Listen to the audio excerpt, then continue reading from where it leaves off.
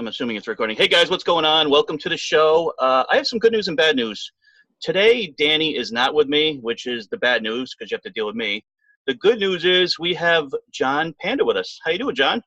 Good. I must say that it's early in the morning. I'm still in my pajamas, and Rudy was rude and did not tell me to the last minute we were going on camera. Yeah, he's upset at me. Like, he had to go and rearrange his house and get changed and do his hair. It was like a total process. I had like a chair with junk on it, and I had to just move it away. There's some junk still. I had to move it. No, it's your tchotchkes, right? It's my tchotchkes. I've got my tchotchkes. You got your tchotchkes? I have to dust the tchotchkes. You know, that is the worst part of when you have all this nonsense is like pulling it apart and dusting and doing all sorts of nonsense. I kind of wanted to go through the backstory of when we met because you are such a nice guy. It can't be for real, right? You're like miserable when people aren't around you. I'm not a curmudgeon, no. I don't. My brother actually, who is a curmudgeon, says to me, "Why are you so happy?" He hates me for it. Yeah, because I started a Crazy but Disney group about 3 years ago. And basically what I did is I just found people that looked like they had Disney profiles. I friended them. And then I would like cold call them like, hey, you know, would you mind joining my group? And I came across you, didn't know about your YouTube channel. And I asked you, and you were like the most pleasant person on the planet. Well, that's good to know because I don't remember. I'm scared that you were to tell me you weren't that nice. Yeah, I actually found out like after the fact that you had all this YouTube stuff going on and your page and all the other stuff. Thank you. Actually, why don't you mention that now before I forget? Where can we find you? Pretty much bigfatpanda.com, which even though I'm a Disney guy is a reference to Kung Fu Panda. Bigfatpanda.com leads to the YouTube channel, which is my gig. I don't do much of a blog, although I write for other people sometimes, like as a guest thing, but the YouTube channel is my jam. Yeah, your videos are ridiculous. They're so well done. It aggravates the hell out of me because what you see is what you get. Like, just so you know, if you go back to watch this later, you will not see Kung Fu Panda introducing you. You will not get the, you know, the finger snap or any of the other nonsense with the, I always see on your videos you wind up having the person's website above them. That's easy with the editing thing. I'm not real technical, as you found out this morning. I did find that out this morning. Except when it's the editing, video editing I got good with, but everything else I'm not really that good with. Well, I mean, what got you into Disney? Was this something that started like childhood or you've always been a fan of Disney? Okay, very simple, quick thing. And they did a documentary, actually, believe it or not, where I was one of the people that talked about this. That was last year, wasn't it? I think it was like 2 or 3 years ago. Oh, really? It's called Dream Finders. It's free. It's on YouTube. You could watch it. But anyhow, we were a very, moderate family living in Long Island, New York. We never went anywhere. Going through the sprinkler was the thing. So when my father says we're going to Disney World, and I remember seeing on TV The Wonderful World of Disney, this was a really big deal, So I remember being so excited that night I actually slept on the couch. I think I was 6 years old, maybe 5, maybe 6, maybe in between. And, I was petrified of the plane, but I didn't care. I went, we landed. I remember seeing palm trees and thinking that was a big deal to me because I only knew what I knew from my little neighborhood. I don't think I ever left my street except to go to a zoo. Where are you originally from? Long Island, New York. Elmont, New York. New Yorkers are the best. And you know what it is, though? It's when you say New York, people out of New York sometimes think a city, but Long Island is very, half country, half city. It's a house, a garage, a house in a garage. Yeah, whenever you say you're from New York, everybody assumes you're from like the Big Apple. And yeah, I'm up from Albany, which is upstate, and it's very mellow here. I'm definitely not from the city by any means. Did you ever go to the Peekskills? I've not been to the Peekskills. We did go camping last week in a place called Long Lake, like up in the Adirondacks. Okay. I am not a camper. No, yeah, that was like a thing that we did once in a blue. Went to a ranch up in, not Albany, but I think it's probably past that. For me, if you don't have an activity during the day, like going to Disney, it's not a vacation. Exactly. To me, Disney was vacation, meaning there was no such thing as another vacation because that's all we did if we went on vacation then. And I didn't go again till I was like 15. So that time as I was 5, I just remember being on my dad's shoulders, crossing the Seven Seas Lagoon, looking out and seeing the castle. And it was just, I said, I'm going to move here for this. I didn't know this existed in my little world. It does suck you in. Completely. But some people get sucked in and that it goes away. I went home and I couldn't stop talking about it. I'm sure I annoyed the neighbors and the people, and I really just went crazy with it. And I kept saying, I'm going to move there. I'm going to live there. And my father kept thinking, you'll grow out of it.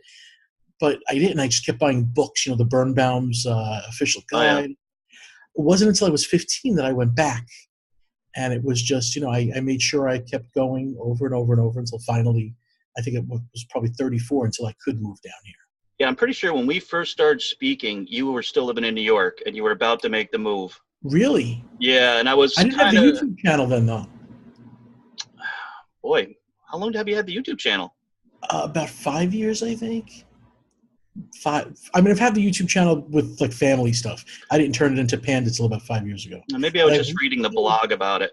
Could be, because I lived here now in Florida for 13 years. Maybe really? Yeah.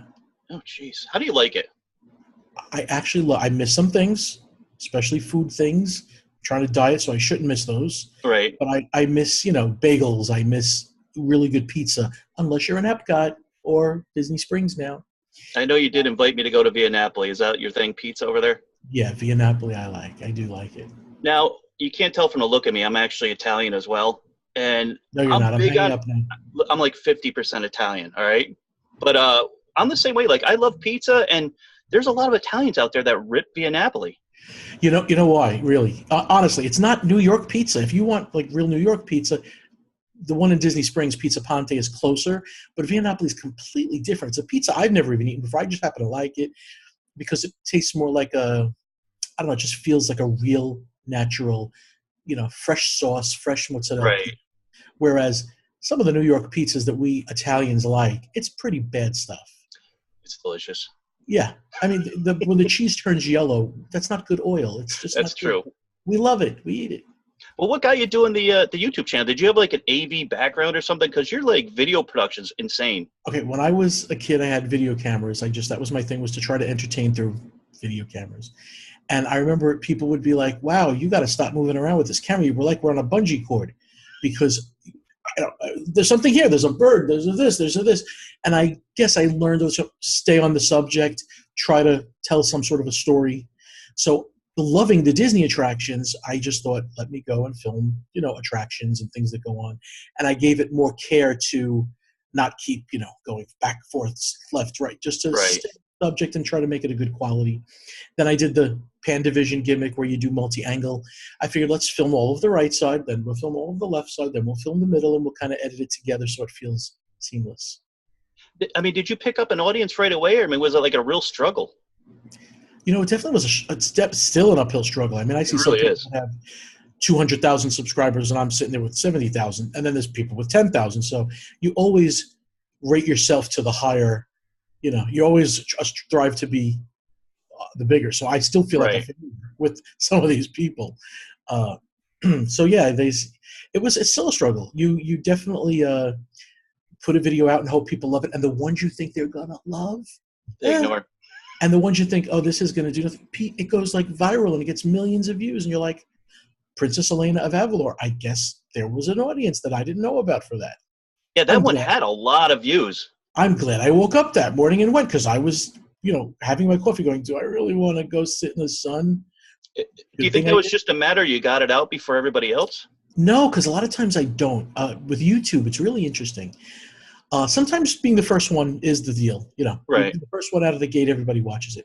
But other times it's audience retention, which goes on the quality of the video. If people stick on it and stay on it longer, YouTube pushes it up on the search engine. So like if you go to search Carousel of Progress on YouTube. My least favorite ride.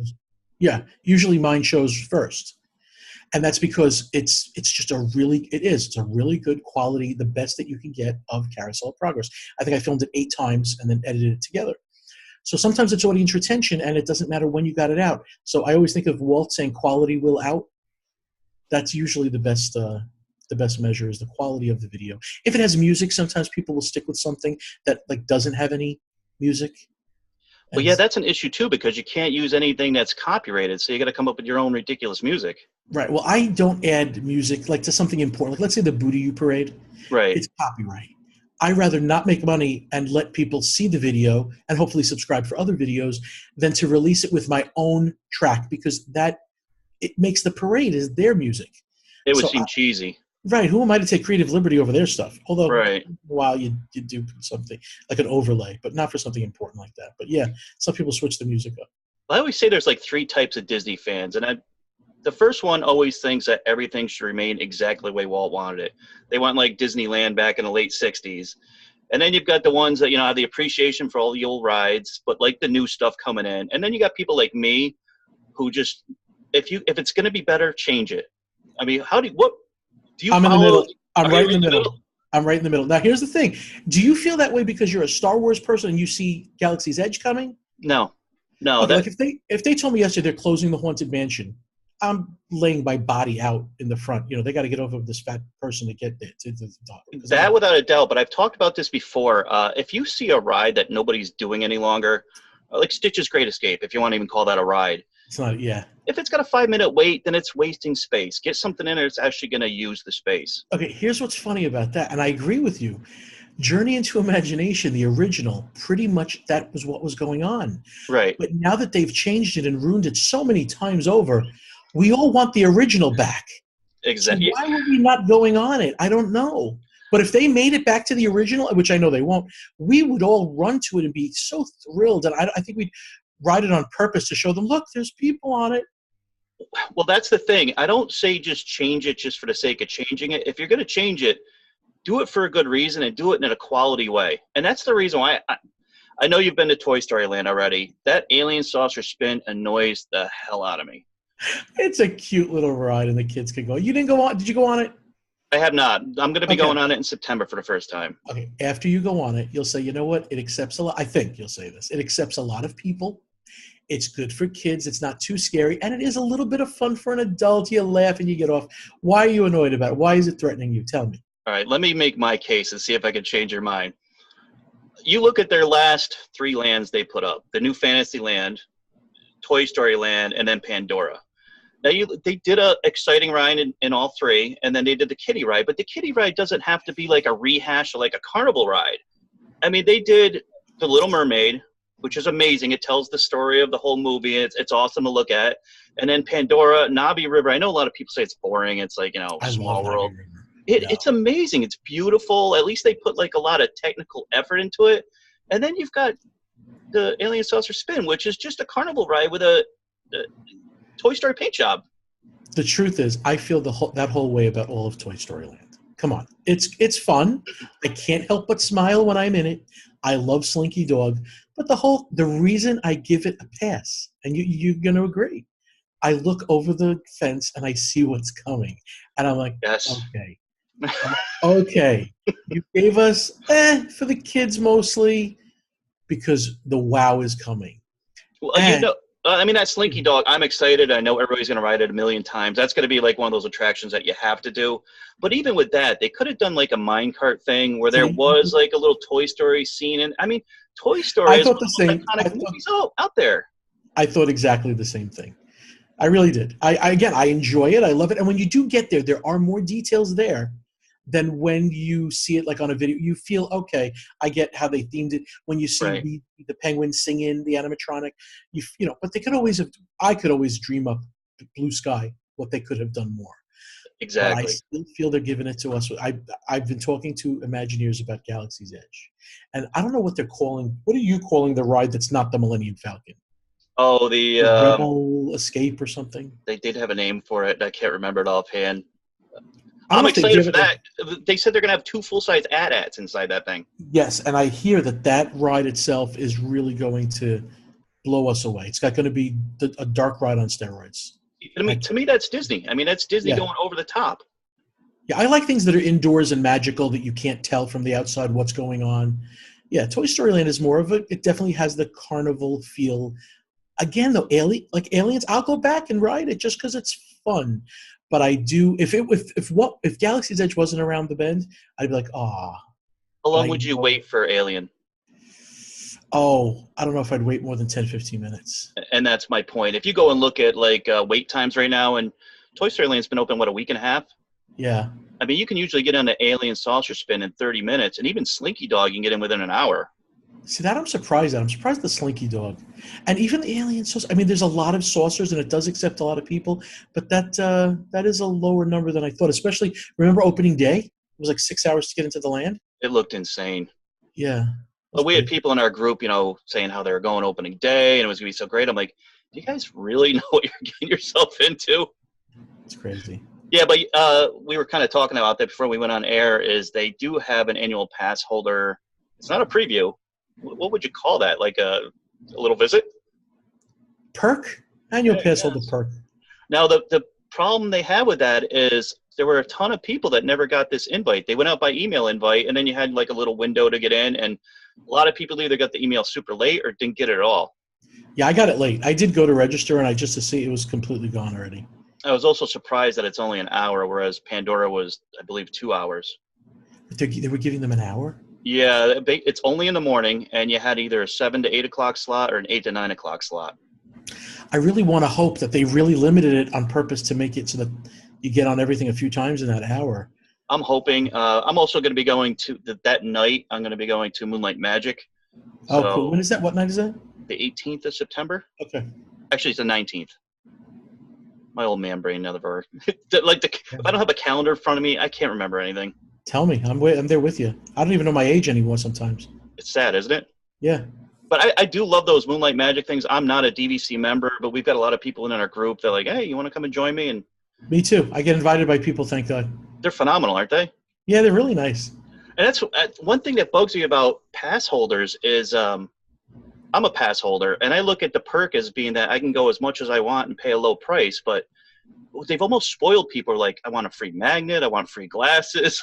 The entitlement is crazy. Yeah. I mean, is that how you feel? Like, I'm glad with what I got. Yeah, people feel entitled to everything. If you think of the price, could you imagine if they got rid of annual passes? What would we do?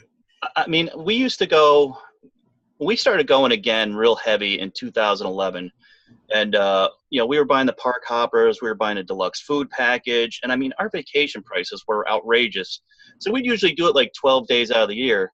Now, we're pass holders. We figured out a way to save money. Now we can do like 3 times a year because of that. So right.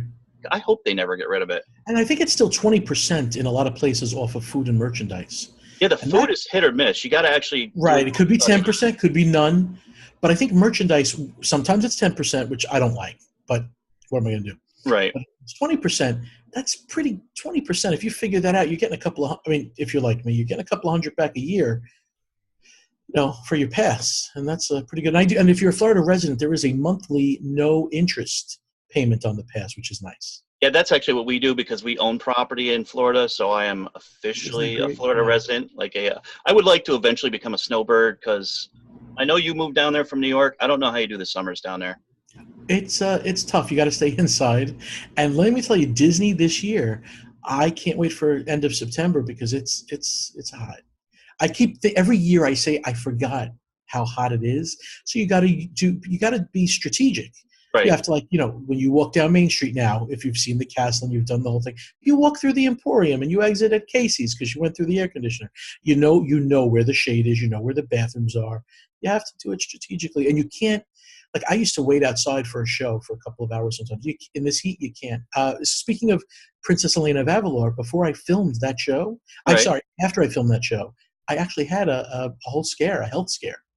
Like a heart attack? No, God, no, thank God. No, that's going good for this fat guy, believe it or not, so far. The heart's keeping me good. I felt, what is it called? Heat stroke. I didn't know what heat stroke was. I hadn't done it. But people were talking to me, and I had trouble understanding their words. English didn't make sense to me. And I remember just feeling like I was going to faint, but I still wanted to go somewhere. So I'm walking down Main Street totally confused. And my friend, I think, pulled me into the Emporium and said, have some water. And I didn't understand what was going on. I was out of it. And I think I was ready to drop. I drank a lot of water, and it took a good 20 minutes to come back to, and I was burnt. I mean, you could feel the heat, the black camera. You could have touched that camera, and it would have burned you. So somebody from Disney come to your assistance at any point? No, I don't think they noticed because I was I looked like another person walking aimlessly around looking around. You didn't know. Unless I hit the floor, there wasn't a problem. Right.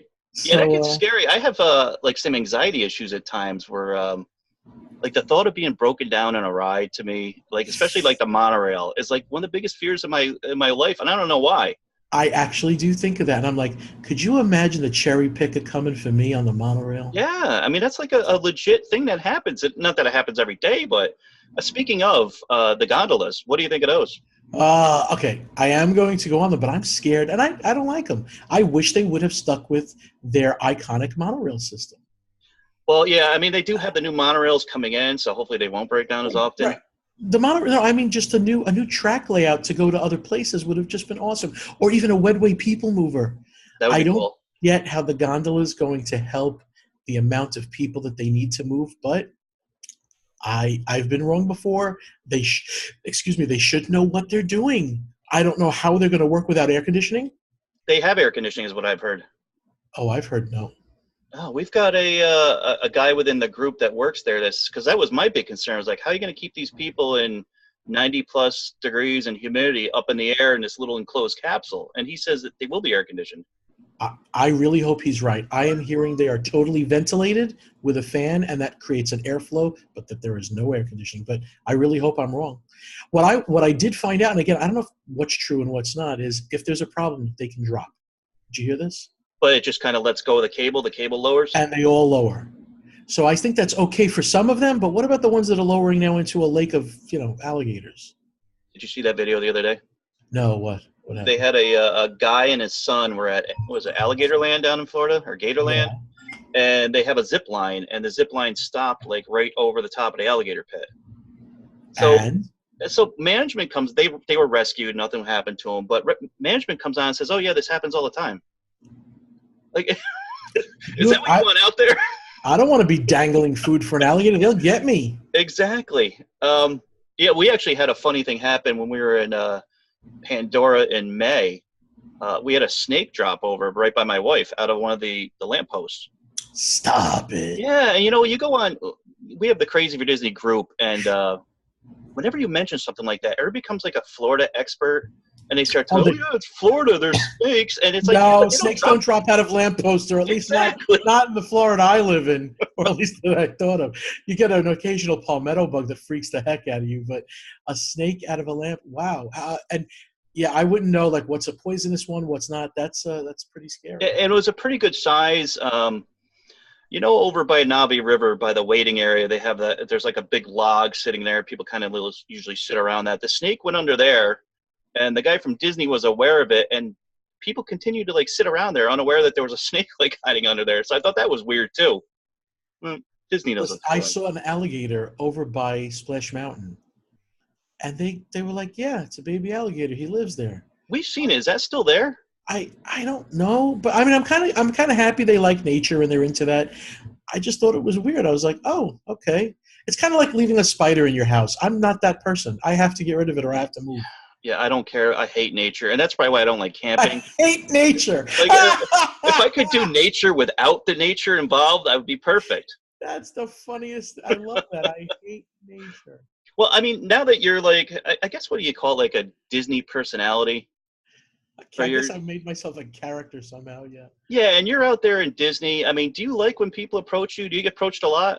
I do, and I actually love it. I don't take it for granted. I realize I do something that people thank God, love, and like, and it's really funny when somebody like from the UK, if you think about it, there's these people, around the world that watch these videos, and sometimes they'll see the panda face pop up. So I Right. guess for them, I try to look at it from the other end.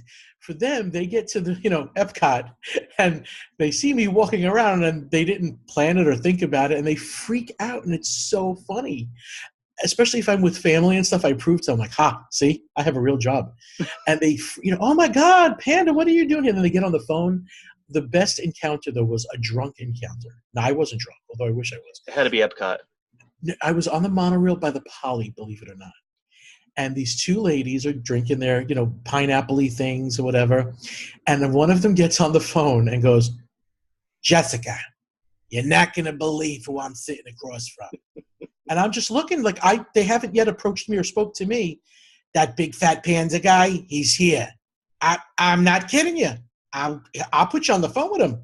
I mean, they were so drunk. They just came up and handed me their cell phone. And I talked to whoever it was on the line who freaked out. It was so funny. Well, people, they do enjoy it, and I do like being approached. And we've got Crazy for Disney meetups where we get a bunch of people together, and there's times when I'll leave the hotel and I'll tell my wife, like, geez, I hope nobody bothers me today. I just kind of want to be on my own.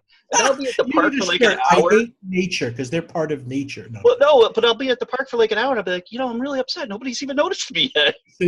Yeah, and there are times where I'm like running to get somewhere and I have literally like 60 seconds or I'm technically late and somebody will come up to me or something. And for that moment, I want to be like, oh, I'm so sorry. I got to run. I'm so sorry. Thank you. Bye. Right. But I realize I can't. It's not right because to them it's important. And yeah, we always make time, no matter who it is. And sometimes you get stuck like spending half a day with somebody at a time. You do get the creepers that want to hang out then the whole day. So like I'll be with family, and they'll say hi, and then all of a sudden they're on rides with us, and I'm like, how does this happen? I'm sorry. Yeah, because I don't mind it when my wife and I do some solo trips, and actually I'm doing my very first solo trip in September. But like when you're with your entire family and you kind of want to cater to your kids, you don't want to be catering to the people around you. So yeah, that gets a little weird. Yeah, that happens with where they. Yeah, I think they have to know. I mean, there's a time where, all right, I see that you're with your family. Let me let you go. Thank you. Do you do a lot of solo trips while you're down there? I mean, are you always with a friend? Okay, because of the whole thing, I always wind up with someone somehow. So I do my best work solo. Right. I mean, sometimes one other person who respects it, but a lot of times you'll say, hey, you want to go to Disney today? I got to film something. And that person doesn't stop talking next to you. And you're like, listen, I am filming for the YouTube channel. You need to be quiet. They want to hear Mickey Mouse, not you. Right. But yeah, so I do some solo. I like to go solo sometimes because I get work done. I mean, I've been thinking about it. Like there's some aspects of it that does sound good. But then I'm like, well, I'm probably going to get bored. So I'm like trying to look at people and find people that are going to meet me down there and do things. But then you just put up a Facebook post. Hey, I'm in Adventureland. Anybody here? And all of a sudden you'll see. That's true. Or I'll just end up hiding from everyone. You hate nature? I think that's so funny, Rudy. I hate nature. I think of like Disney nature and the bears cuddling their moms, and you'd be like, hate it. Well, no, thank you. I heard you talking about you love Pandora, like I love Pandora. I do. You were nervous about getting on Flights of Passage. Very. No issue? No. I mean, I just fit. I literally, if I gain 10 pounds, I am not going on Pandora. And when I come off, it sounds like, do you ever have the Tupperware and it's like got that seal? Oh, yeah. Yep. When I get off of Pandora, you hear the Tupperware seal go. Well, because we were there for the pass holder preview, and there was a big gentleman next to us when we got on, and they didn't have like the little practice car out front at that time. Oh. No, he went through the whole spiel, and for some reason his calves wouldn't fit, which was weird. I mean, I hear that's the biggest issue is your calves. The calf is the biggest thing, yeah. And you said you have big calves, so I have because it lugs my body around. My calves are muscular, right? So they're not fat calves. So I lift up my legs a little bit and push them forward, and it just clicks on them. Is it uncomfortable? Does it feel like it's like squeezing you, or does it just feel like no? Once I'm in, I'm pretty comfy. Yeah. I'm definitely locked in, but I'm pretty like, all right, I'm straddling this thing and it's I'm gonna fly around.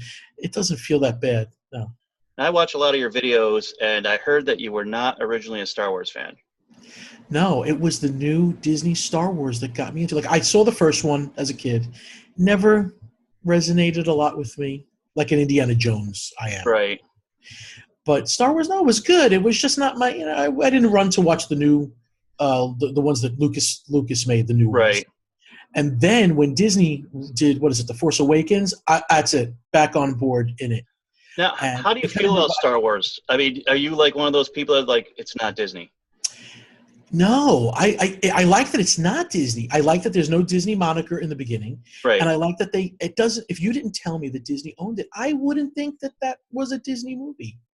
Yeah, I don't understand where people get this whole, like, this isn't Disney, I mean, Pixar wasn't Disney at one point.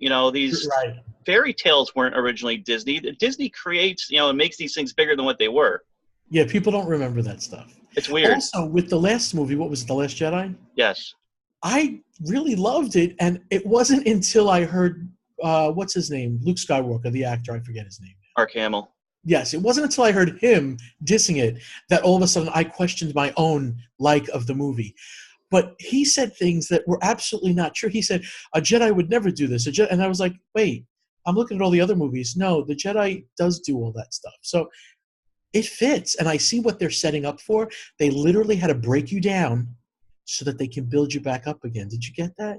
Well, they do that in all their movies, and I don't think anybody really puts that together. If you look at the 3 movie sets, the original 3, the middle 3, and then these 3, they start off on a positive note, they go dark in the middle, then they finish positive. I guess that's probably with any trilogy. I didn't grasp that, but now I realize this last one, a lot of people didn't like it because it wasn't the happy, happy joy one. It was the breakdown one. Well, I guess like Avengers Infinity War, that's a breakdown one. Well, my issue with the last movie, and I love the movie. I mean, no movie's going to be your movie unless you make it. So you got to deal with what the director wants to do. But I wanted to see it finish on Luke Skywalker. Like, he was our big hero for all these years. Like, they could have moved him into the last movie. Well, he still could come back in spirit form. They've done that in Return of the Jedi. And I'm sure they will. They do a lot of these things where they break down these actors and computer generate them, make them look younger. And I was just reading the other day on. Are you a fan of Captain Marvel? No, I don't know Captain Marvel. I'm like a comic book fan. Like, I love Iron Man and Spider-Man, like the big characters. Then they throw out somebody like Captain Marvel, and I feel like I'm totally clueless. But Samuel L. Jackson's going to be in that, and it's set in the 90s, so they're going to computer generate him to look 25 years younger. Wow, I've seen them do that recently on I forget who. Oh, didn't they do it in Ant-Wasp Man with Michael Douglas at one point? They did do it with Michael Douglas. They did it with Robert Downey Jr. and I think the second or third Iron Man, which looked really creepy because they made him look like a teenager. Yeah, they put them in like a skin smoothing feature. Yeah, I don't know what they. And then they did it with Princess Leia in Rogue One. Right, but then they took that one guy who's passed and totally made him. They weren't just enhancing the Tarkin character. Yeah, that was kind of weird. Yeah, I knew something was up with it when I watched it, and I asked a friend I was with. He's like, "What do you mean? That's an actor." I'm like, "No, there's something." I couldn't say CGI for sure. Right. So that means they did it a good job, but you knew it was uncanny. There was something going on there that wasn't human. Something a little bit off. A little bit off. The reason why I was bringing up Star Wars is I've heard you say that you're super geeked up for Galaxy's Edge. You were at the Last Galactic Nights. Yep. Are you more excited for the Millennium Falcon, or are you more excited for the other ride? No, the other ride. I love dark rides. For some reason, I love even, silly haunted mansions when I was a kid going at a carnival. I wanted to see what is this little track going to show me inside. So I love the fact that we're going to get. I heard that it's on the caliber of Shanghai Pirates, even though it's not in a boat. Right. On that kind of caliber is what the Rebel whatever ride is going to be. I even heard there's a chance that you might be going from one vehicle to another in the ride. Yeah, I mean, I know that the vehicle itself is trackless, so that kind of moves wherever it wants. And I did hear something about moving off the car. I also heard that about the new Mickey ride, too, over at Hollywood Studios. Oh, I didn't hear that. You're upset over that one. Yeah, okay. I like the ride. I think it's going to be cool. I just don't like the style. I don't like that new Mickey style. I don't like the Ren and Stimpy. No, I don't either. Look like a meth head style. It's just weird. But you were more upset over the fact that they just got rid of the Great Movie Ride. No. Honestly, I love the Great Movie Ride. But like you, I saw that it wasn't getting a lot of people. And come on, over time, all those movies and all those scenes are getting aged, and they're not, they're going to lose its spunk. So I'm okay with changing it. I wish it was a classic Mickey ride, or at least Mickey through the years or something. I don't know how that Mickey is going to resonate with me. But again, I'm a mid-40s guy. I don't know. And I don't know why they're pushing it, because it hasn't become hugely popular. They put out a cartoon series a couple of years ago, and that didn't take off. I think it's what the younger kids like, I guess. I don't know. I'm not in touch. I'm so late with everything. I just finally started getting on YouTube, and that's why we're doing video, unfortunately. And I'm late to everything, John. I was on MySpace up until the death rattle. Listen, I'm like you. I am at my point of I am done with new technology. I don't need to learn anything else new. If they come out with a new thing tomorrow, and it has to used to come to me I would go to something, and I would get it intuitively. That's not the case anymore. What am I pressing? I see the old person coming. That's me. I'm with you. I know. I feel you. Anything I do with because I do try to do a little bit of stuff with the video. Nothing like you do. I'm not, I can't do crazy backgrounds and graphics and all that. But good. If there's anything I can do, I send it off to my 18-year-old son. Can you do this? Can you? Because I have no clue. I can't even do backgrounds on Facebook. Stop. Don't help you. I don't need any more YouTube competition. Are you the only one that's doing your videos? Is somebody helping you? It's just me. I used to have somebody help me with Adobe After Effects, special effects. I Right. actually need somebody who knows that because trying to learn that you need to quit your life. I need somebody. If anybody knows Adobe After Effects, I'm willing to pay for some effects. But yeah, for the last couple of years, nobody's helped me do it. Well, I actually, because of you, I bought this particular camera I'm using right now that it uses a technology called Chroma Cam. Have you ever heard that before? Oh, Basically what it does, instead of using a green screen, I'm assuming you use a green screen for all I those do use effects. a green screen, yeah. This thing digitally enhances it. It figures out where your head and shoulders are and then puts all your graphics Oh, behind you. But the problem with it is it like cuts into your head all the time. okay. It's not. It's. Can you change the sensitivity where it does work as planned, or not really? I'm assuming if I got like the correct lighting and got it super bright and did all the right things, it would work. But I Okay. mean, I'm just like, you know what? John Panda can do all the effects. I'll just be the guy that does Well, the listen, a nonsense. green screen is inexpensive to put behind you, and then, well, you got the problem then is you put it in the editor and you got to key it and all that stuff. But it's It, not that bad to do it if you really want to. it's too much, John. For me, it would be too much. It's It just was in the asking for. beginning it was for me. And by the way, I have to correct myself when I say I didn't have any help. There's a music person I have. So if you ever hear the Panda theme in different music, there's a person that takes. I tell them I need a jazz style music. They make jazz style with the Panda music, and then it's mine. Like But nobody else has your it. music and your videos are actually pretty decent. Like, I mean, they're not Disney related, but they kind of fit in with whatever you're showing, which is pretty cool. That's what I try to do. Like right now, I literally have the guy making Star Wars kind of music. Right. So that type of thing with Panda theme going on, and it's hard to get. But yeah, I want it to fit what's going on because I know we're going to have a lot of Star Wars videos soon. Uh, Toy Story Land, you could pick any really happy music. Right. Do you think they're going to hit that deadline for Star Wars Land? I think for us, late October 2019. Yeah. Yeah, I think by October 2019. That sounds about right. I Listen, was I didn't think they were going to meet it for Toy Story Land. When I saw it like 2 weeks before it opened, and I was like, this ain't going to really happen. And then it happens, and you're like, oh, Yeah, I mean they definitely ran that thing right to the right, very end. right to the end. But they were still, from what I heard, they were still doing a little bit of stuff when they were giving you guys the media pass to go through. That they were still putting things together. Yes, there was. You saw there was parts they were painting and telling you don't look at this and don't film this and all that stuff. Yeah, and the other thing I had issue with over there too was, well, from what I've read, was the seating for that Andy's lunchbox is like non-existent. Yeah, I don't understand that. It's the only place to eat there, which is fine because the food was actually decent. We tasted like a grilled cheese and a That's what I want, the tomato grilled soup. cheese. Oh, and let me tell you, the tomato soup. I just want to get an IV in my arm and just hook it up. Good It's stuff. delicious. Yeah. The I don't know. It doesn't. It doesn't. Yeah, it doesn't accept a lot of people, but that could be just now because it's really busy, and maybe as time goes on, it's going to look like too much seating. I don't know. Yeah, because I mean, you think about when Fantasyland opened, obviously they had Beer Guest, which was amazing, and then when Pandora opened up, I'm gonna butcher this, Sotoli. Satuli Canteen. So, Yeah. is that official? It is Satuli Canteen. Satuli Canteen. I always butcher every time I say it. That has like between the indoor seating and outdoor seating, plenty of room over there, and then they do Pretty good. Toy Yeah. Story, and they give you like a couple benches to eat at.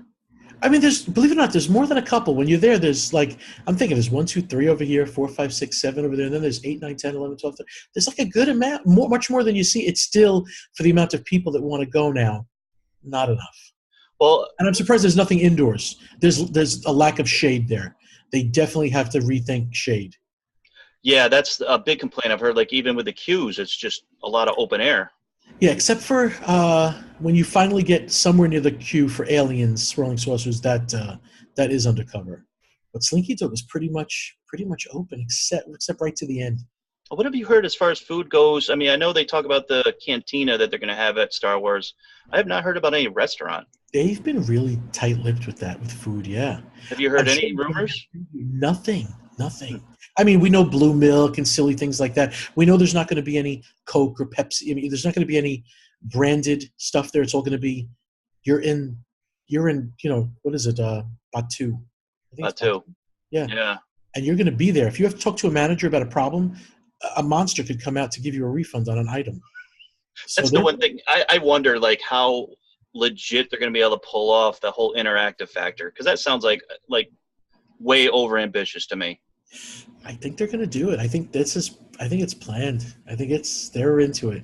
I think there's a lot of people working on that, especially like, using the Force for Right. certain things, to make things happen. That And I can see. The one thing I was wondering about was they were saying everything's gonna be interactive. So if you go on the Millennium Falcon and you crash it or whatever, when you the go to the bar reputation, yeah. later, they're gonna be like, "Oh, there's a bounty hunter looking for you," and then at some point, maybe a bounty hunter might actually approach you. Yeah. I think that sounds like way over the top. I don't know. Does it reset the next day? Does it last with you till the next time you go? There must. All you need is a computer data center with a couple of different levels. You know, uh, are you one, two, three, four, or five, and then that character can react to you based on what you are. Based on factors that happen. Did you visit this place? Did you crash the Millennium Falcon? Did you go on the Rebel ride? And then you're a three based on how those turned out or something. So it's really, I think it can be done. I think not everybody's going to get the personalized experience that we think. I know you will. I'm going to be there so often. I'm going to seek it out. I'm going to go to the bounty hunter and go, "Are you looking for me?" Right. Have you heard anything about when the hotel's supposed to be open? That's No, kind of tight-lipped too. yeah, I am really looking forward to that. Will you stay I'm there? hoping and expecting it's a cruise ship on the land. And that's what they're showing. Like when you're looking out the windows, it's actually a video projection, and they're going to totally have you within this scenario that you are a Star Yeah, Wars character, which to me is like open my checkbook. yeah, I Take know, what you I want. know. How are they not getting my money for that? I know. Well, the other thing that confuses me is they're also making a space restaurant not related to Star Wars. That's an Epcot, right? Right. So Yeah. there's a lot of space stuff going on. Yeah. And I guess, you got Guardians of the Galaxy coaster going in at Epcot, which is a little weird.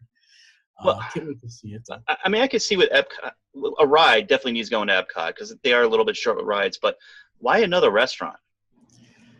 I don't know. There's something about this space theme, and they must know that they get crowded, I guess. Remember, we used to have not the electric umbrella, whatever the Odyssey used to be a restaurant Right. too, and that's not there no more. So maybe on that side of Future World, they need something.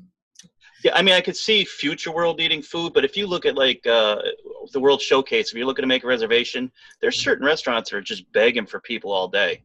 Yeah, it matters on the time too. There's other times where you want to get into one of the Italian places or the Mexican place you can't get into. Yeah. I don't want to keep you too long. I promised you an hour, so No, we're I'm getting fine. close to an hour. You're I wanted to good. bring up your other job. What is my other job? I don't even know. Are you a TA now? I'm not a travel agent. Isn't that weird? I know everybody thinks I'm a travel agent. No, I work for. Can I say the name or Yeah, no? please. Magical Vacation Planner. They are a great travel agency that I do brand awareness for, but I don't do travel agent stuff. I was under the impression you were actually a travel agent. I know a lot of people are. I guess because I advertise for them, it kind of looks that way. But no, I wouldn't have time. My Now, gosh, I was a travel agent 20 years ago in New York, though. well, you used to do for another a DVC store. Are you not doing with them any longer? Not doing it with them anymore. They're a good company that rents DVC units. Yes. Yeah, I rented DVC units for a while. I think we did it for 3 years. I used the DVC rental store. Yeah. Boy, what an amazing thing that is that most people don't even know about. Yep. That you don't have to be a member. You could still rent Yeah, them. You because I can even remember. also get them as regular rooms too. If the rental is the hardest thing with the rental is it not being available. Yeah, we had a lot of issue with that. I mean, it wasn't so bad when we first started using it back in like 2012, but as people started to realize about it, and it got a little more popular, and then it started really becoming an Yep. issue. But yeah, so you're just basically getting the word out for them. Basically, yeah. And let me tell you, great people that do take care of. I see the agents, the clients. Like I vetted them pretty good before I stuck my name to them. So they You have really the have to. platinum earmark thing. Yeah. And it's hard to. I had to rely on people like Lee Cockrell who, does things with them. I was like, all right, if he can do things with them, I should be able to. Right. Well, with anything within the Disney community, I ask her. I've come to you before and like, do you know anything about this person? Because there's a lot of shady stuff that goes on within the Disney community, and you don't want to associate yourself with that. And you know what? You never know. I have also you can't everybody you say hello to and goodbye to, and you can't be responsible for everything. Yeah, it's crazy. Because I get approached a lot, especially with travel agencies that want to like do advertising on the show. And my big worry is that I have a ton of travel agents within my group. So if I have one that Yeah. I associate with, are all these other people going to turn on me at some point? Yeah, but at some point you have to think: right? How do you say no to money, Right. or do you maybe do hey, you have this week, you have next week, I'll shout you out next week. I understand. Yeah, it's a hard thing with the travel agencies. I do that too with a lot of people that I want to have them as guests on the shows, but they might be a travel agent. It's hard to be a guest. So Yeah, you don't want to show like favoritism, especially because then you're going to have 1,000 different travel agents on. exactly. But yeah, I really appreciate you coming on. I actually have to ask you. I won't do it on air. I'll ask you after the fact. But I have another favor to ask of you. You got it. Go throw it at me. But yeah, please let everybody know one more time. Where can we find John Panda? Thank you. BigFatPanda.com is the YouTube channel. Watch a video, give it a thumbs up, put in a comment. It all helps it stay on the search engine. But hopefully, if you like it and you start to watch it, it's awesome. I love when I find out that a family sits down in front of like a big television screen with their Apple TV. Some of the videos are in 4K, maybe most of them, and they watch like a half-hour show, and they feel like they really were there. That makes me feel great. I should mention to you, and I actually almost forgot all about it. Kids nowadays, YouTube is the thing. Like they look at YouTube stars as bigger than movie stars and TV stars a lot of time. And my daughter is in that range right now. She's 8 years old, and everything is YouTube. So the other day, we were supposed to go on the air the other day, and she's like, "How come you're not on?" I'm like, "Well, we had to reschedule." She goes, "Who are you going to talk to?" I'm like, "This guy John Panda, a really nice guy. I'll show you one of his videos." She didn't know you, but I threw it on, and she's like, "Oh my God, he's got all these viewers. He's bigger than, blah, blah, blah." So she's like this huge, big John Panda fan now. And she wanted me to ask you how thrilling the alien saucer spin was. So I got to make sure Maya gets her question in before Okay, you go. Maya, you are going to love it because it's not crazy, but is she going to go on with Dad? This is the thing with Maya is she is into crazy. She's only 8, but she's like, rock and roller coaster, Everest. She wants to do all the thrill rides. Okay, Maya, if you want it to be more thrilling, go on with the biggest person you can find because based on the weight is how it swerves better from side to side. So go on with Dad and maybe one other person if you can. Is there a button or something? Do you control that? Nope. I don't know what it was. When I watched your video, you were riding with Lou. And it almost looked like one of you was like, maybe you were just grabbing for dear life. I was grabbing and holding the camera with another hand, hoping it didn't fly out of my hand. I thought maybe you were grabbing like a control like they have on the Zorg ride where you can kind of control the... No. What's nice and what you may not even notice too is it doesn't just go in a circle. The alien connects from one circle to the other. So you're constantly changing the trajectory of the whip, right, kind of thing. So first you go onto one side and one person crushes the other. You go on the other side, and the other person crushes the other. That's good though. It's kind of fun. But yeah, Maya will like it at 8 years old. I mean, Slinky Dog, she's gonna like better. But you were at before I let you go. I'm sorry, I keep... Oh, it's okay. Keep popping into my head. Go ahead. Don't. You were in Disneyland recently for your first time, right? For the first time, yeah, that was weird. It's because of flying? Yeah, but I did it, and I'm happy I did, but it was so weird being in Disneyland. It was just, when you go on Mr. Toad and it feels like you're in, Disney World, or at least part of it, it's like, wow, I'm back in time. I'm going to do it next year. I'm the same way. I hate flying. Been? No, I've never been. Okay. I have a big issue with flying myself, and actually this past trip, and we went in April and May, I had to get like anxiety pills to get on a plane. Yep. Xanax or Valium, go on the plane. Do it. You're doing the same thing? That's what I have to do, yeah. So, and I thought it would like affect me, like put me to sleep. No, because I was so nervous, it just brought me to normality. And the flight wasn't too bad? It was a good... No, the takeoff I hate. Landing I hate. But all the time in between, I was like, oh, all right. Yeah, I'm starting to get there to a point. But, for some reason, like right before we leave, I throw on like the History Channel and there's like plane crash stuff. And I'll watch it and like make myself a wreck. Don't do it. You know what I thought about too? If you look at how many planes go up in a day, even if they said, hey, one of these are going down today, you'd still get on based on just the chances. But yet we go in a car and the chances are so much worse of getting into a very bad car accident. So, I rationalize it all the time. I know. That's what I did. We went to, I think when we went in May for the Galactic Nights, the day before we left was the day that the woman got sucked out of the window. Oh, yeah. So, I mean, like, I'll try to rationalize it that I'm safe, and then that little tiny incident happens, and I'm done. Like, I had my wife sit next to the window. I have to worry about if there's a hole in the plane that I'll help them. Just, I'm here. I'll clog it up for you. Yeah, I would definitely throw you over and use you at the window because I don't want to go that way. See? But I'd help everybody. The reason why I brought up Disneyland was, did you go on Mater's toe spin? I did. Okay, the day that we went to California Adventure in the Cars Land, after we got off we went on Cars. You know the racers like a lot, like 5 times in a row, and then the rains came, like the monsoon rain, and we had to leave. I did not go on Mater's, which is not very common for California, right? Yeah, I know. Thanks. The day I was there. That's weird because like Florida, you expect rain no matter what. You're gonna get rain. 2:00, it's the end of the world. Yeah, which actually one of the original days that we were going to do the interview, you got hit with like tons of lightning there, which is like a daily occurrence. But yeah, I really appreciate you coming on, John, and we got to get you on again one of these days soon. No problem. Bye, Maya. I'll see you guys later. Thanks for being on the show, and make sure you look for us on YouTube as well. Take it easy, John. Thank you. Bye-bye.